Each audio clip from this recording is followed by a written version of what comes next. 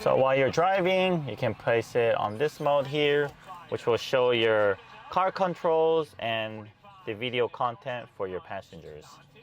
What's up guys, this is Eric from B-Side. Today we have a very cool product that we want to introduce you guys. It is our plug and play phone mirroring or video input kit for the Tesla Model 3.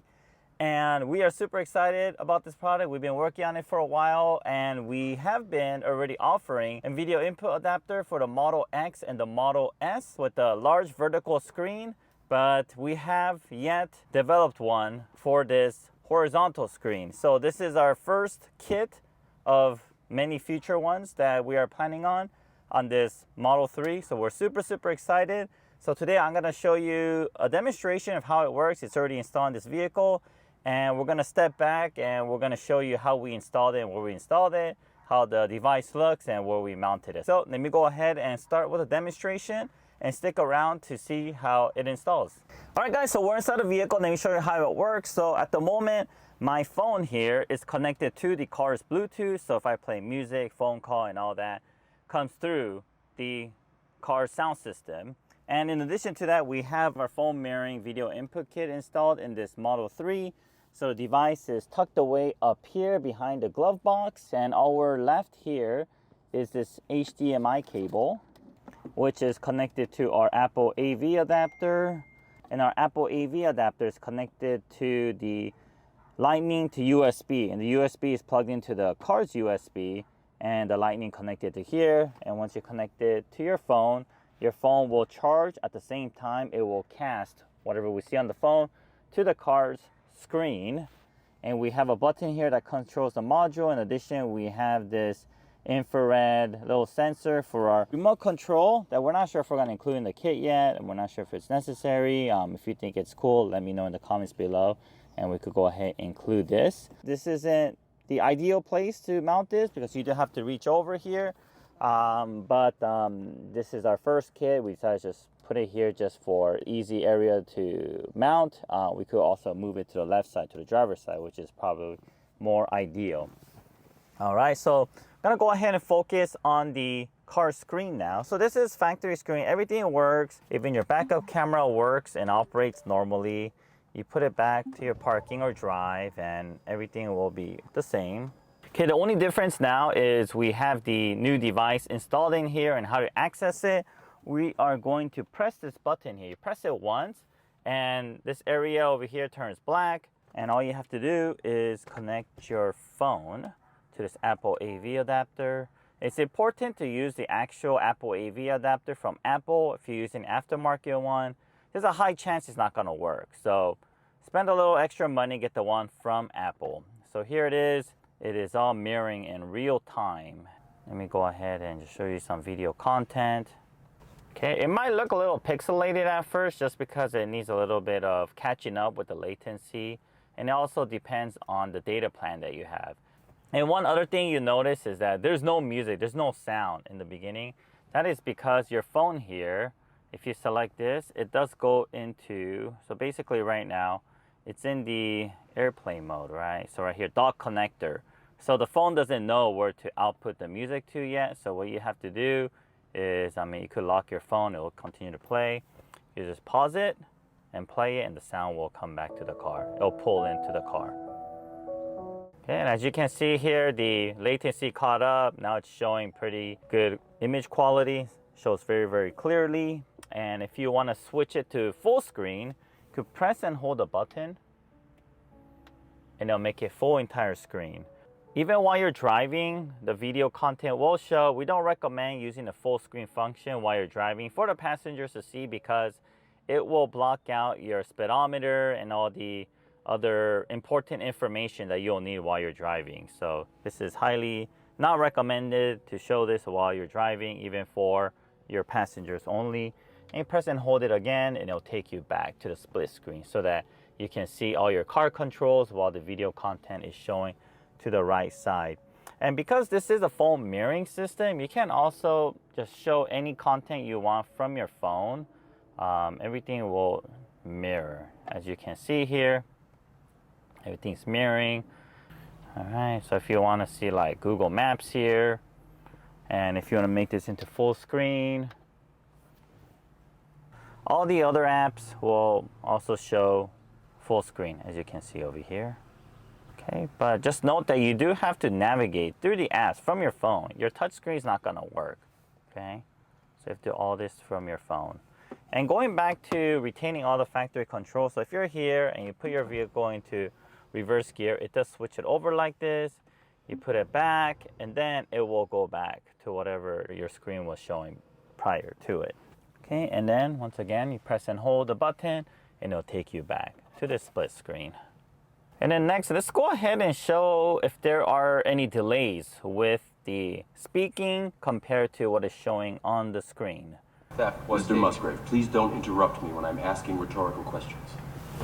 Your operations chief one thing. You have reminded Davian that he is winning. Now, if you'll excuse me, I have to go inform Mr. and Mrs. Ferris that their baby girl was killed in a head-on collision on I-95. So as you can see, there is a slight delay. I say it's like 0.2 seconds. So for some of you guys, it might be a big deal. Many of you guys probably won't. And while you're driving and your passengers are watching, I'm sure they will not complain. And if you want to pause the video, you can also use this control here. So you can play it, it'll play and it'll pause, which is pretty cool. All right, so that's Netflix for you. The apps that are available, it's just gonna depend on the licensing. If the app has licensing deal with Apple, it will work. If it doesn't, it will not work. Tonight in San Antonio, Texas, average. Once you're showing the content, you could select here and then go to AirPlay devices and select the dock connector so you could lock your phone. Okay, you could lock your phone. All right. And you could put your phone away. And then by double pressing this, you'll get your audio back. All right, so let me go ahead and let's go for a drive just to show you that this works while you're driving. So here it is, it's showing the reverse camera when you put your car into reverse gear. And then once you put it back into drive. This is the front camera showing because it's turned on right now, but you could turn that off so you don't get that black screen or your front camera screen before it switches back over like this. Okay, and if you want to make it full screen, press and hold this button. So while you're driving, you can place it on this mode here, which will show your car controls and the video content for your passengers. And if you want to use your map application, you can definitely do so. You may use the Waze app and it will actually show you how fast you're driving. You don't see the other controls, but at least you know how fast you're going. If you absolutely want to use a different map application other than the one offered by the Tesla multimedia system. Another setting that you can look at if your image quality is not good, you could go to your settings here and go to quality and select the higher picture quality on the YouTube app. Okay, and if you don't hear music, once you change your source, you could also double press your left scroll button. Basically what that's doing is pausing and playing the video. All right guys, so we went ahead and show you a demonstration how it works. Now I'm gonna show you the fun part, which is taking apart the car and installing it. So actually, it's actually not too bad. The box itself mounts behind the glove box back here. There's plenty of room and it's not too difficult to remove. So let me show you how to do that. And I'm also gonna remove some extra panel parts here because I wanna relocate these two items, the button and the infrared sensor. I'm gonna move it over to the driver's side. So I'm going to pull this out too. So let me show you how to do all this. And we have our tools over here. We have our Torx driver. We also have some flatheads to be able to remove some of the clips. We have this one too, and we also have a 10mm socket. So let's go ahead and show you how to do it. All right, so first you want to remove this under tray here. So if you look down here, there's a little under panel. This one's missing some clips, but you might have 1, 2, 3, and 4. Okay, and then we're gonna go ahead and use a small flathead. We're just gonna pry this out. One clip. So you're gonna have like 4 of these, right? So you can do it in a few different ways. You could just place a flathead screwdriver and just pry it out like so. Just comes off very easily, okay, like this. I think I'll do it for the other side. There's another one over there. For your car, you might have more. Okay, and just be careful not to damage them because you want to reuse them. So here they look. This is how they look. Well, there's only 2 in this car, but there should be more. So let's drop this and it'll come out like so. And we're going to disconnect our light. And there's a little speaker here. Just hold on to the connector and pull out like so. And set it aside. All right, so there's these bolts down here. An 8mm work. Let me show you how it looks. These are it. So you got 1, 2, and we got another 2 on the left side. 1, 2. So we're gonna use an 8mm socket and remove those. And there's also Torx. One here, and there's another one right here. So let me go ahead and remove those. So you're gonna remove by turning it counterclockwise. Okay, so we found an 8mm socket that fits into this power tool. So we're gonna use this power tool and remove these 4 bolts.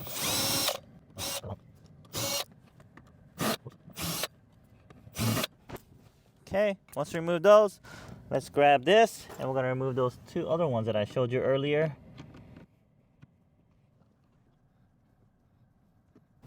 Okay, so we got all those out. Next, go ahead and just pull these clips down. Okay, there it is. Go ahead and set it down here like so. Okay, and there is the airbag release here. Be very, very careful with this. It's because you don't want this airbag popping in front of you. So there's a little red release. So be very, very careful. You do not want to short this.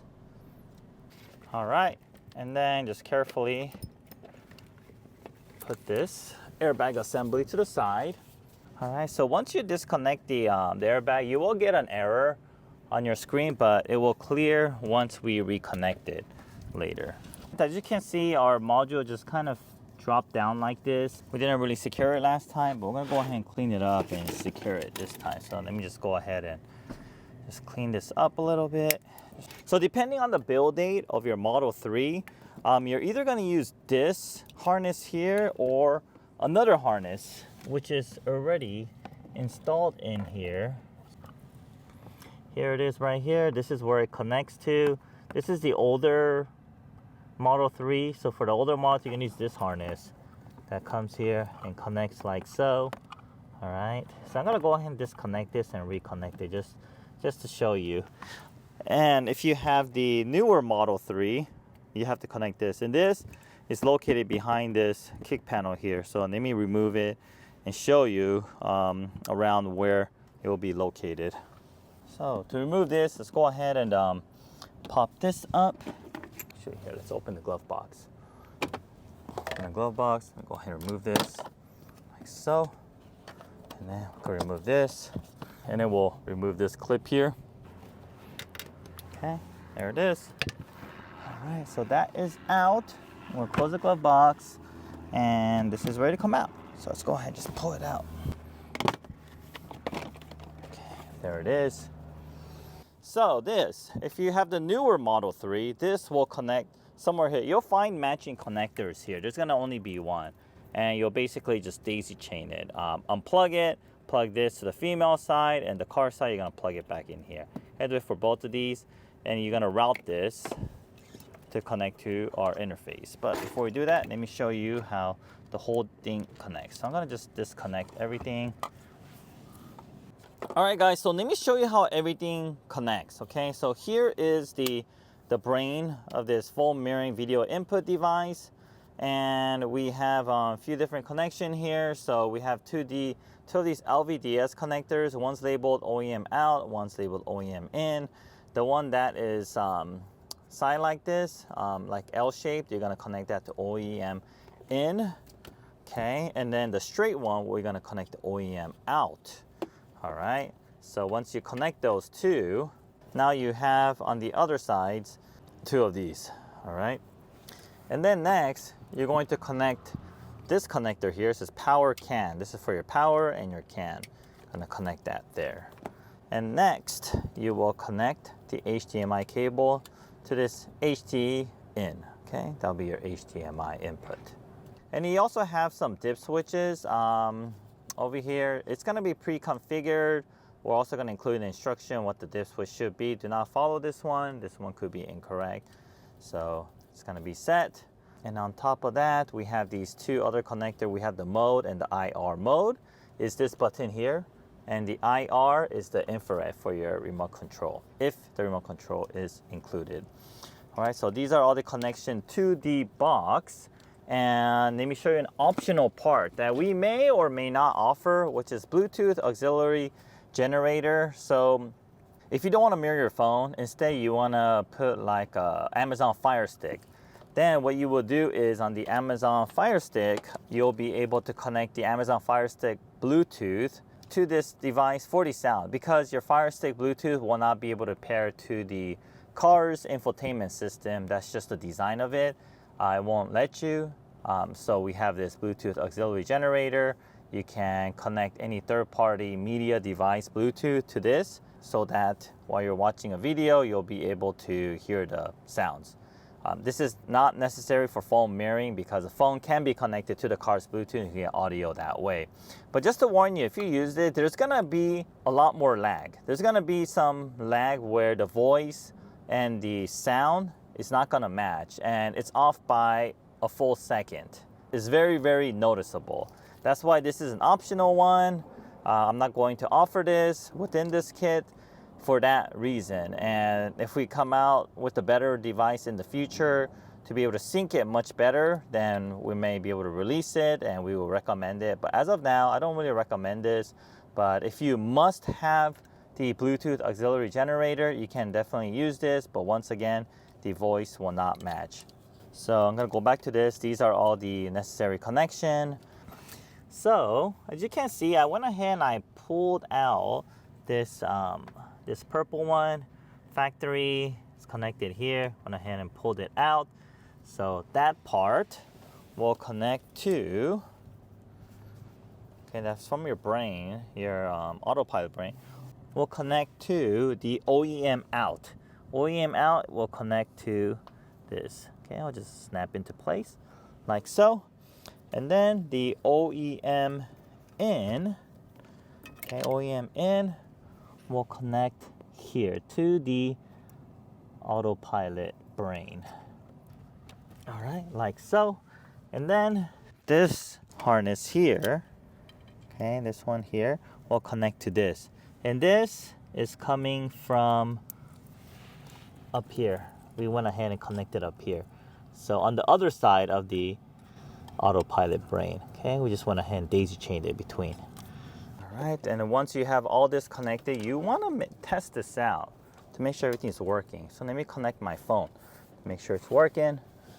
Okay, all right, good. All right, so it looks like it's working. We also disabled the front camera mode that we were showing earlier. All right, okay, we have an additional camera input over here. If you do wish to add more cameras or that front camera, then we have this harness here. We're not sure if we're going to include this or not. We want to keep this product as simple as possible, and we suspect most of our customers, or maybe all of them, will not use this harness. So this may not be included unless you specifically want it. You could go ahead and request it and ask me for it. Okay, these are some additional camera connections here. All right, so we have this, everything's connected, and now we want to clean up the wires, cables, and then secure it. So if you look back here, this box is wide and big, but it's pretty thin and it's flat. We can actually mount this right on this computer here, okay? This autopilot computer.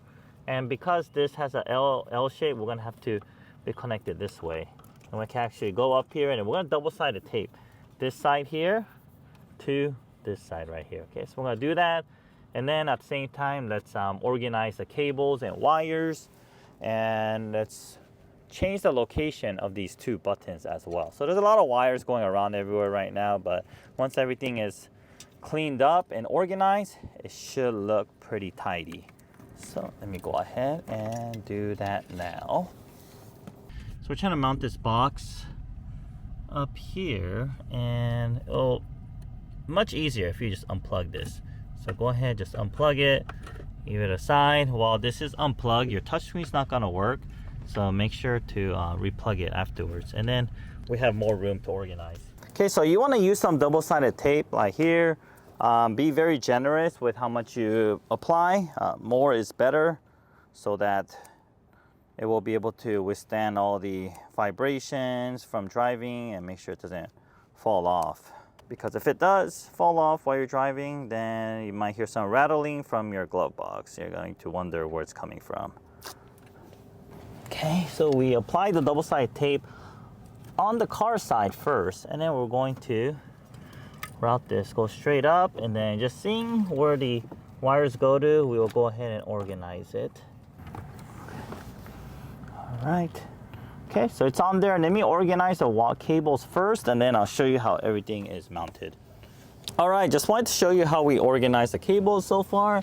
So we have the module here, the interface here, and we went ahead and organized the cables and wires and tucked it in. When you're dealing with these LVDS cables, do not crimp it, do not like bunch them together and zip tie them together, because these are digital signal cables, which is responsible for emitting the graphics. So you do not want to crimp it or damage it or tangle them up. So just carefully just tuck him up here, but no need to crunch them up and zip tie them together, just because it could damage it. So just be very, very gentle with it. Just move it up, it's out of the way is fine. And now what we have left is our HDMI cable, RF sensor, and also the button. So these lines are really, really long for these two cables. And then the HDMI cable, you're gonna have to supply it yourself. But we have an HDMI cable here. I recommend getting maybe 4 feet. 4 feet should be enough to route it wherever you want in the car. And let me go and remove the original location. We're gonna move it to the driver's side. So in order to do that, I'm gonna remove some more panels. Okay, so let me go ahead and just route this all the way over to the driver's side. Just going to use some panel removal tools and just tuck him in. Before I do that, let me find a good location for it. Use some panel removal tool. It's gonna just push him to the back. Bring the button over here as well. Okay, if you push it hard enough, it'll go behind this panel piece here. So that's what you want to do. So that's exactly where you want it to be. Okay, and then, so let's carefully route these cables down here, just like how we did before. You could pull on this panel to get behind it, like so. All right, and then from here, we're gonna go back around to the back and then route it, go sideways, and then go up here. So there's a cable up here. So we still have a lot of extra cabling. So we are going to just tidy these up, just organize it. All right, so we went ahead and organized that button and also the sensor wire. And for the HDMI, this is all just personal preference. For us, we are just going to route it and just tuck it under here so it's easy to access. We didn't want to drill any holes. If you want to go to your center, inside your center console, you do have to drill holes, and we didn't want to do that. So we will just tuck it under this panel, and we're just going to move it forward.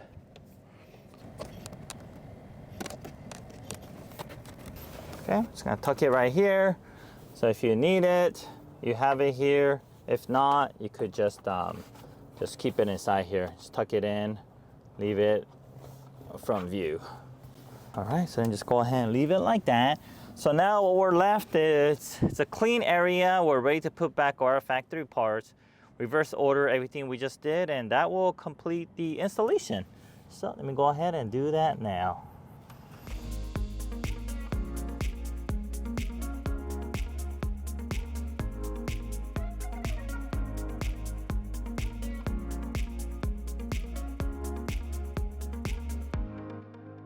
Alright guys, well that concludes our demonstration and installation of our new video input or smartphone mirroring for this Tesla Model 3. If you have any questions, leave a comment below, or you can email us at info@bsonicusa.com. And if you haven't yet, help us by liking and subscribing our channel. Thank you very much, and I'll see you guys on the next video.